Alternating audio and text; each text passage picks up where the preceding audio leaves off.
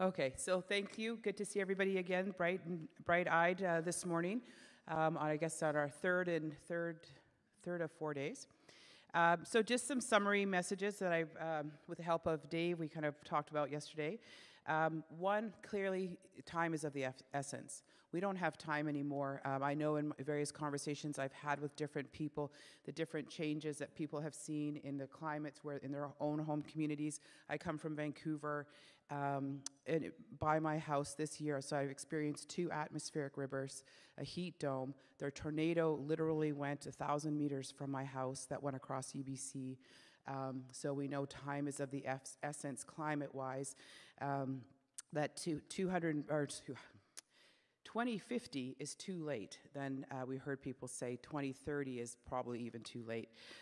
We had a comment from the chief that said, we've made it to the moon, we can solve these problems. It's not as though this is something that is crazy. And of course, I'm sure you saw there are people that have paid to go to the moon, or not to the moon, but to that station. So that we have incredible technology and technological advances and incredible ability as human beings to innovate. But we actually have to put our minds towards innovations that will lead to really more sustainable change. So it's not as though we don't know how to do it. We just really have to choose how to do it with strong Indigenous leadership. It's about building relationships as well. There's also differences between and amongst our provinces and territories. It's not the same in every province or territory. And as I think I saw, where did I see him? Chris, so I think I saw Chris here, and Chris says whether that means we have to, oh, there you are, whether that means we have to smash China or not, we need to do that. We need to ensure that Indigenous people have the same opportunities between territories and provinces as well. It's also, there's a lot of conversation about capacity building and Indigenous leadership. Again, I know we have the capacity, we just actually have to put it together and leverage our skills and strengths and work together. We need to have full community support. And we need to look for projects and things that are sustainable long-term, not just one-off projects or narrowly focused products. We have heard from AJ and Isla as well about the benefits of documenting what you do, not only to document the stories of the communities, but to be able to share those stories with others and hopefully inspire and share those lessons across the country. Documenting your story and telling it in your own words are really important. And again, capacity building means not just, the typical agreement is where, well, we're going to hire 50 Indigenous people. But how do you mentor Indigenous people into the key positions? It's not just about hiring them for X job, but how do you mentor them to become the CEO or mentor them to be the manager of the project? So it's looking at building that authentic, sustainable capacity. A pathway forward will only be through proper relationships and Indigenous communities with full collaboration. Governments need to go to communities. We heard that yesterday. Gone are the days where we as Indigenous people have to go to government and go to Victoria and go to Ottawa and go to these places and where we come often on an unequal relation. So this is about equal relationships and Indigenous people coming as full partners and the government coming to us as well and recognizing that they can't go forward without our permission. I come from a community where part of the community is still under a 99-year lease. We didn't have anything to do with entering into that lease, but it's a prime piece of land. So these things have to go ahead going forward. And the reality is governments and companies and organizations will be able to accomplish what they want to do if they do full, open, transparent consulting, conversations, negotiations, those types of things. So the best projects, best teams, all of them will face hurdles, but if you're transparent and communicate and actually authentically engage and intentionally talk, that will go a long ways. And also, of course, everybody wants certainty in their project. Well, you gain certainty by building trust and building those relationships. And kind of what Jordan said last night, building those kinships, building those families, building those, seeing people not just as a territory to make money or a person to be part of a project, but you're building a relationship, like a family relationship, and moving forward. Another one, of course, is partnerships. It's the only way forward. It's the way we have to do business now. You can't do business without full, authentic partnerships with transparency. There are common interests. We're all in this together. If one part of our country, if, you know, again, I said yesterday, Indigenous people are at the negative end of every social economic indicator. As long as we continue to be at the negative end of those indicators, you will not make the profit that you want to make. We won't be able to maximize our potential as a country, as a province, as a company. So we're all in this together. Also, of course, around reconciliation, we talked yesterday that everybody has a role in reconciliation. Every Canadian has a role to play in reconciliation in the places and spaces that they occupy. And we need to be assertive and aggressive, was said yesterday as well. We talked about consultation, and that it's about getting to consent, and that consent doesn't always mean consensus. So it does mean there can be difficult, challenging conversations, but we need to work towards that consensus.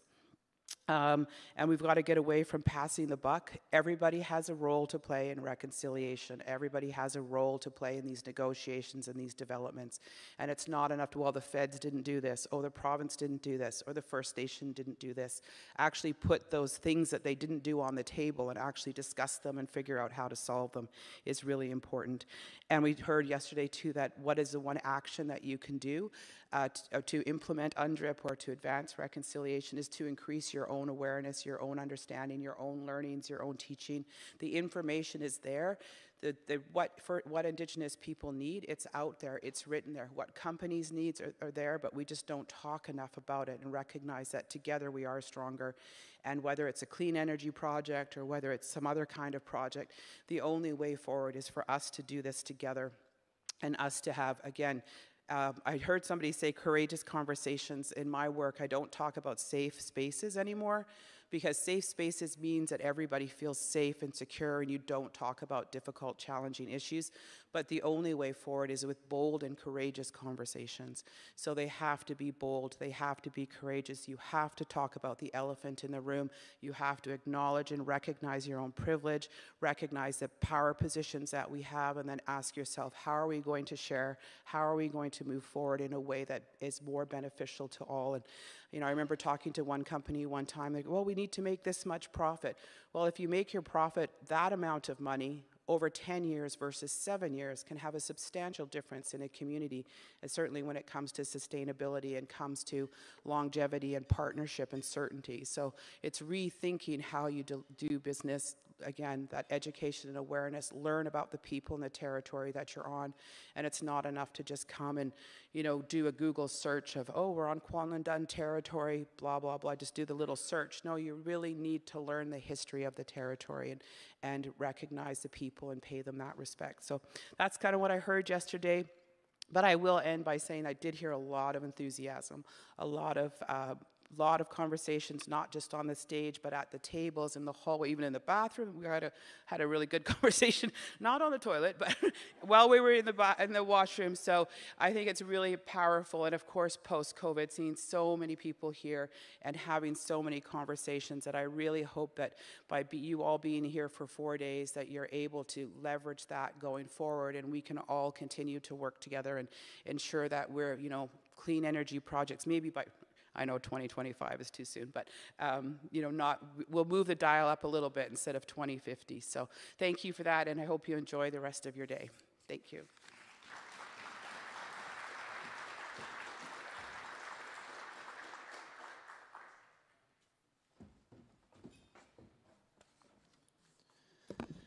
Thank you so much, Corey. I know that was a request kind of late last night, so really appreciate your thoughts and summary. Beautifully said. I'd like to take some time and go around the room and see if there's other thoughts from people. I'd like to go kind of table by table. We have some time before our next session, so again, this is an opportunity to share your voice, share your power, and hear your thoughts. So we'll start in the longhouse here. I'm just going to kind of just start. Anybody in the back table there? I think we still have our 2 mics. Do we have our 2 roaming mics or 2 standing mics? Yep, they're there. So anybody from the back table back there? Anybody feel called to provide some thoughts? Not required? No, optional for sure? Great. An observation. I've attended in my lifetime hundreds of conferences across the country of Canada, and oftentimes at a conference there's noise that's in the room, but I want to honor the participants for their attention to the speakers that are up on the stage. It's very, very impressive. I thank you all. Great, thank you. And thank you very much. And just a request, if you do say something, would love to hear your name and who you're representing. So thank you. We'll go, was there a question or a comment back there? I saw somebody get up, great. And I think a little bit louder on the mic. Yeah, hi, Martin Guilbeault. I'm with Crown Indigenous Relations Northern Affairs here in Whitehorse. And one thing that stuck with me yesterday was the discussion around UN DRIP and kind of, you know, what role we should play and how we are all trying to figure out what it means. And the comment that was made about consultation and, you know, stop consulting and stop your consultation log.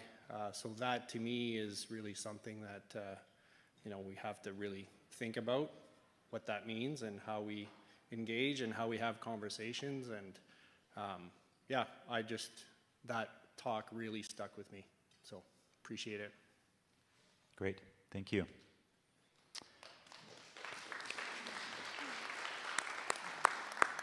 How about we go to the busy Polituk group? Anybody have some comments? Great.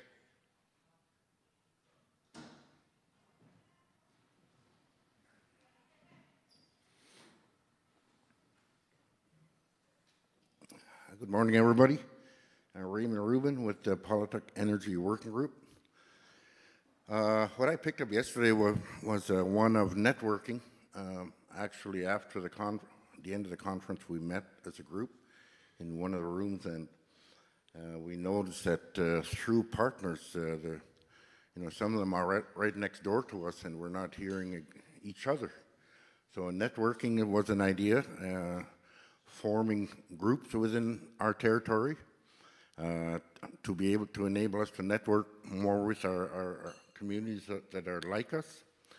Right now, we have partners spanning right into Alaska, and because of likenesses like the geography, the coastline, you know, the things we live off, and the winds we get especially. I think last night I left with anyways the idea that you know, we're not limited now today to just one or two or three communities around. There's a whole network and a way to devise that to communicate with others like yourselves. Thank you. Great, thank you. I'm so glad that so many of you from Polituk have come. Just kind of watching time, I think we'll take a few more on this half of the room, and then we're going to go to the multipurpose room. So anybody kind of in this area? Great.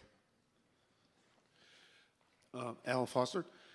I guess what I'd like to see is a repository of the technical data that we collect from the various projects that are successful and maybe even not successful, so that we can build better, stronger technical arguments to get the financing, the communities behind us, and to share that knowledge. There is information out there. Sometimes it's easy to find, sometimes it's very difficult. But I think, as I mentioned, if all these projects, once they start coming online, the data gets shared to a central location which is easily accessed by all the communities throughout the north. Thank you.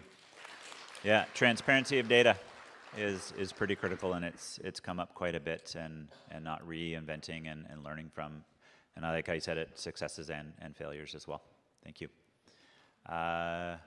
Jimmy. Yes, my name is Jimmy Roy. I'm a consultant. Used to work with NRCan. Lots of people here know me with the WIPI program and the Eco Energy for Renewable Power program. I've started in renewables back in 1985. I had to go to Senegal to do photovoltaics. At the time, there was nothing happening in Canada. when I came back, I was hired as a photovoltaic manager for Enercan because no one else was doing anything at the time. That was in '89, so worked for 3 years there, and then went back to consulting because nothing really was happening in photovoltaics at that time. Then came back in 2001, got hired by the government again to do the WIPI program. For those who remember the name, the Wind Power Production Incentive. So we provided 1 cent a kilowatt hour, and then we did the Eco Energy for Renewable Power program. Just wanted to say as this introduction that I'm very glad to see that there's a lot of new faces, new young people that are working in this field, and that, yes, it does take a long time, but in the end, renewables has to be done, and we're doing it. So I think we need to accelerate the pace. I think it's happening, but it's a lot of work, and I'm very glad to see that there's a lot of people that are involved, young people, all in the remote communities, but also in, on the grid in Canada, but also everywhere, and especially for our brothers and sisters in the Indigenous autonomous remote communities. So thank you very much. Great. Thank you, Jimmy. And we will hear from some powerful youth at the end of today's plenary day. Let's go to the multi-purpose room so we can ensure that we get questions or comments there. Victoria, any comments? Anybody standing up there? Yeah, thanks, Dave. Yeah, we've got one comment. Would you like to go ahead? Sure. Is it working? My name is Mariano. I'm from Mohawk College. Just a couple of comments. One, yesterday, I think Peter Kirby was the one that mentioned that I know that this is focused on renewable energy and efficiency and these projects, but the housing that he mentioned, I think it should be addressed at the same time, because if anything, maybe not electrical, but in the fuel part, it will be quite an effect on making sure that the housing is efficient, that people are comfortable, before you kind of know how much you can reduce. You could potentially reduce a lot with existing infrastructure that is there. And the other comment, just because of what they mentioned about data, as part of one project that we were doing with the Independent First Nation Alliance, we're taking a first stab at sharing data for communities. So we're more than happy to have that conversation with more people. Thanks. Great. Thank you. And we've got oh, thanks. We've got another comment as well. Thanks very much. Sarah Newton with the Climate Reality Project. I just wanted to pick up on the key takeaway about local histories.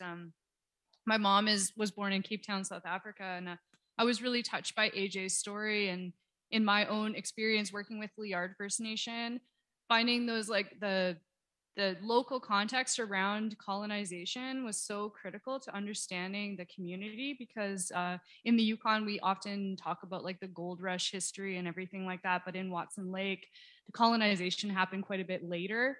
It was really hard to access by river. So even the Hudson's Bay Company didn't really have a strong presence in that community. And so it was really around like the 1945s, and the residential school, the highway, the airport all went in within 2 years in that community in 1941, 1942. And during AJ's story, he was really talking about like telling the story. And Desmond Tutu has this really amazing book called The Book of Forgiving. And he talks about how in the truth and reconciliation process that he was involved in South Africa, how you tell the story, you need to name the harm, grant forgiveness, and then restore or release the relationship.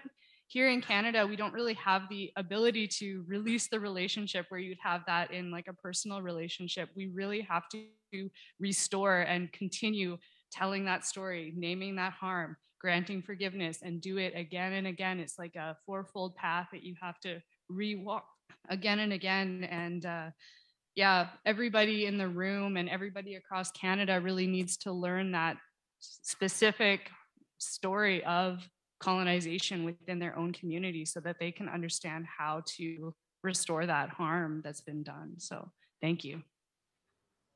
Yeah, thank you. Are there anyone else would like to make a comment now? I think that's it for the multi-purpose room. Okay. Thank you, Victoria. We got time for one more. Anyone else in the room here? Great, thank you.